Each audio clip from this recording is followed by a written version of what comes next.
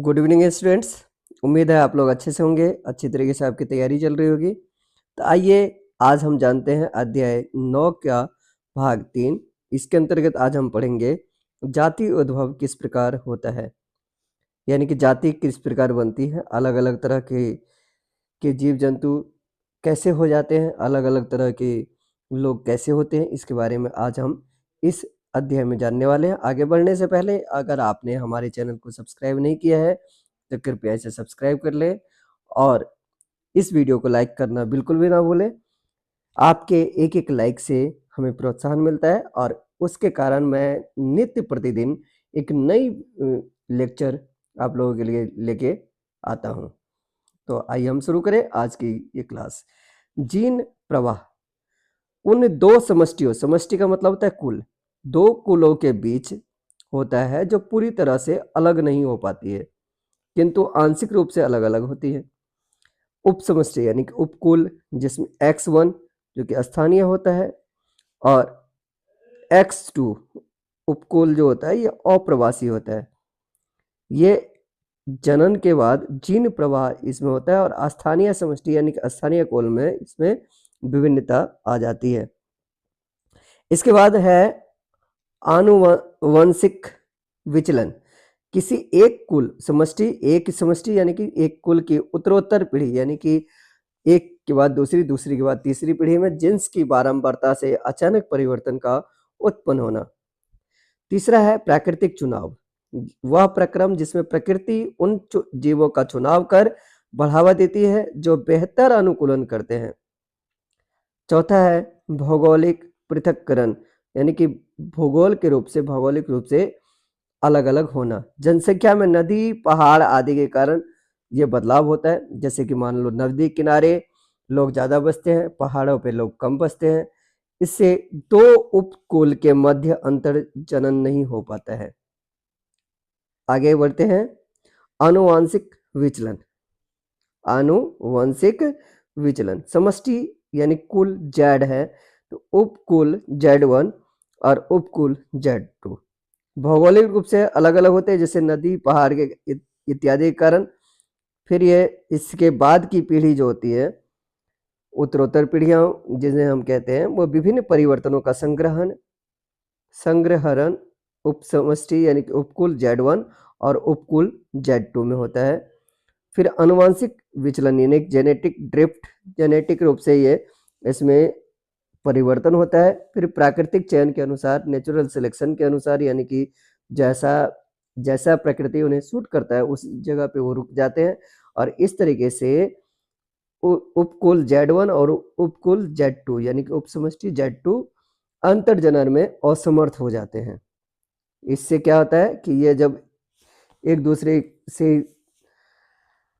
असमर्थ हो जाते हैं, अंतर जातीय जनन करने में ये असमर्थ हो जाते हैं, उससे नई स्पीसीज 1 और नई स्पीसीज 2 उत्पन्न होता है। आनुवांशिक विचलन के कारण यदि डीएनए में परिवर्तन पर्याप्त है, गुण सूत्रों की संख्या में परिवर्तन होता है, तभी ये विचलन होते हैं। उसके बाद है विकासीय संबंध योजना। समजात अभिलक्षण, विभिन्न जीवों में यह अभिलक्षण जिनकी आधारभूत संरचना लगभग एक समान होती है, यद्यपि हालांकि विभिन्न जीवों में उनके कार्य भिन्न भिन्न होते हैं। उदाहरण के लिए पक्षियों, सरीसृप, जल स्थलचर, स्तनधारियों के पदों की आधारभूत संरचना एक समान है, किंतु यह विभिन्न कशेरुकी जीवों में भिन्न भिन्न अलग अलग कार्य के लिए होते हैं। समजात अंग यानी कि एक जैसे अंग यह प्रदर्शित करते हैं कि इन अंगों की मूल उत्पत्ति एक ही प्रकार के पूर्वजों से हुई व जैव विकास का प्रमाण देते हैं। जैसे हाथ, पैर का एक जैसा होना। जैसे कि उदाहरण के लिए समरूप अभिलक्षण की बात अगर करें तो वह अभिलक्षण जिनकी संरचना व संगठनों में अंतर होता है, सभी की उत्पत्ति भी समान नहीं होती है किंतु कार्य समान होते हैं। जैसे उदाहरण के लिए पक्षी के अग्रपाद यानी कि आगे वाले पैर और चमगादड़ के अग्रपाद, चमगादड़ के आगे वाले पैर। समरूप अंग यह प्रदर्शित करते हैं कि जंतुओं के अंग जो सामान्य कार्य करते हैं अलग अलग पूर्वजों से विकसित हुए हैं, एक ही जैसे पूर्वज से ये विकसित नहीं हुए हैं। आगे है जीवाश्म। जीव के परिरक्षित यानी कि जो किसी भी तरीके से सुरक्षित रहता है वो अवशेष जीवाश्म कहलाते हैं। उदाहरण के लिए जैसे कोई मृत कीट मरे हुए कीड़े गर्म मिट्टी में सूखकर कठोर हो जाता है। उदाहरण के लिए ओमोनाइट जीवाश्म अकशेरुकी है, ट्राइलोबाइट जीवाश्म अकशेरुकी है, नाइटिया ये मछली के जीवाश्म होते हैं, और राजोसोरस ये डायनासोर के कपाल होते हैं। जीवाश्म कितने पुराने, ये कैसे पता चलता है कि कोई भी जो जीवाश्म है, जीव का जो अवशेष है वो कितने पुराने हैं? खुदाई करने पर पक्षी की सतह के निकट वाले जीवाश्म गहरे स्तर पर पाए जाने वाले जीवाश्मों की अपेक्षा अधिक नए होते हैं। फॉसिल डेटिंग, फॉसिल डेटिंग जिसमें जीवाश्म में पाए जाने वाले किसी एक तत्व के विभिन्न समस्थानिकों का अनुपात के आधार पर जीवाश्म का समय निर्धारण किया जाता है। विकास एवं वर्गीकरण। विकास एवं वर्गीकरण दोनों आपस में जुड़े हैं। जीवों का वर्गीकरण उनके विकास के संबंध का प्रतिबिंब यानी कि उसके जैसा जो पिक्चर है, फोटो है। तो स्पीसीज के मध्य जितने अधिक अभिलक्षण समान होंगे उनका संबंध भी उतना ही निकट का होगा। जितनी अधिक समानताएं उनमें होंगी उनका उद्भव भी निकट अतीत में समान पूर्वजों से हुआ होगा। जीवों के मध्य समानताएं हमें उन जीवों को एक समूह में रखने और उनके अध्ययन का अवसर प्रदान करती है। विकास के चरण। विकास क्रमिक रूप से अनेक पीढ़ियों में हुआ। योग्यता को लाभ, आंख का विकास, जटिल अंगों का विकास डीएनए में मात्र एक परिवर्तन द्वारा संभव नहीं है। यह क्रमिक यानी क्रम से अनेक पीढ़ियों में होता है। जैसे प्लेन एरिया में अति सरल आंख होती है, कीटों में जटिल आंख होती है, मानव में द्विनेत्री आंख होती है यानी दो आंखें होती है। गुणता के लाभ, पंखों का विकास, पंख यानी कि पर ठंडे मौसम में उष्मारोधन यानी कि उष्मा को रोकने के लिए विकसित हुए थे और कालांतर में उड़ने के लिए भी उपयोगी हो गए। उदाहरण के लिए डायनासोर के पंख थे पर पंखों के से उड़ने में समर्थ नहीं थे। पक्षियों ने परों को उड़ने के लिए अपनाया। कृत्रिम चयन। अब देखिए बहुत अधिक भिन्न दिखने वाली संरचनाएं एक समान परिकल्प में विकसित हो सकती हैं। 2000 वर्ष पूर्व मनुष्य जंगली गोभी को एक खाद्य पौधे के रूप में उगाता था तथा उसने चयन द्वारा इससे विभिन्न सब्जियां विकसित की। इसे कृत्रिम चयन कहते हैं। जैसे जंगली गोभी, उससे पत्ता गोभी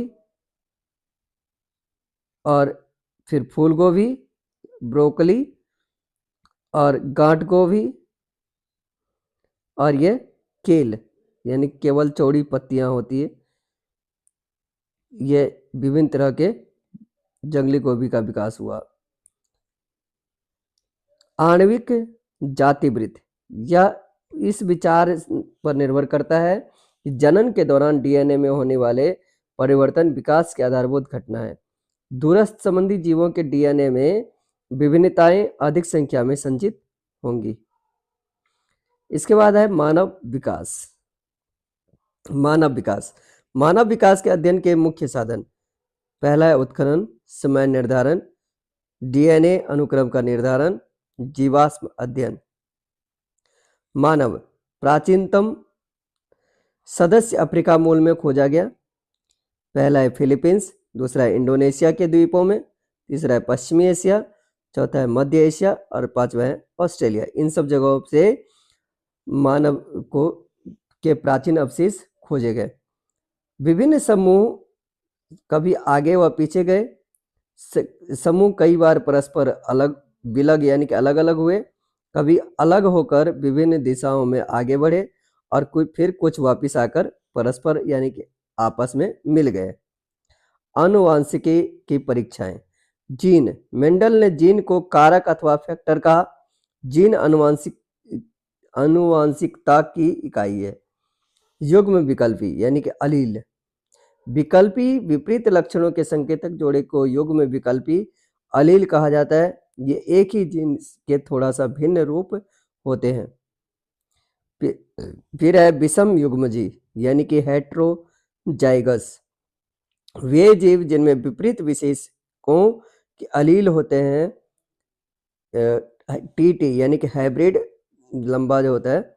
समयुग्मजीव होमोजाइगस, वे जीव जिनमें समान विशेषकों के अलील होते हैं, जैसे टी के दोनों कैपिटल टी या फिर दोनों स्मॉल टी। इसके बाद है प्रभाविता, डोमिनेंस, वह जीन को F1 पीढ़ी में प्रकट होता है। अप्रभावी, रिसेसिव, यह जीन जो प्रभावी जीन के समक्ष प्रकट नहीं होता। जीनी प्ररूप यानी जीनोटाइप, जीव का जीन वे आधार पर प्रारूप, जैसे दोनों कैपिटल टी या स्मॉल टी। दृश्य प्ररूप, फिनोटाइप, जीव का बाहरी दृश्य के आधार पर प्ररूप यानी कि उसका कॉपी, जैसे लंबे पौधे, बौने पौधे। सूक्ष्म विकास, छोटे पौधे क्षेत्र में होने वाला विकास जो होता है उसको सूक्ष्म विकास कहते हैं। जैसे उदाहरण के लिए भृंगों यानी कि बीटल्स के शरीर में के रंग में परिवर्तन। स्पीसीज, जनसंख्या में समान जीवों का समूह जो आपस में निषेचन कर उत्पादक जीव बनाता है। उसके बाद गुणसूत्र, धागे जैसी संरचनाएं जो कोशिका के केंद्र में पाई जाती है, जिनमें कोशिका की आनुवांशिक सूचना होती है। डीएनए, डीऑक्सीराइबोज न्यूक्लिक अम्ल, यह गुणसूत्र में उपस्थित होता है, इससे गुण एक से दूसरे में जाते हैं। उम्मीद है आपको आज की क्लास अच्छी लगी होंगी। अभी के लिए फिलहाल इतना ही, मिलते हैं अगले भाग में अगले अध्याय के साथ। तब तक के लिए have a nice day, take care.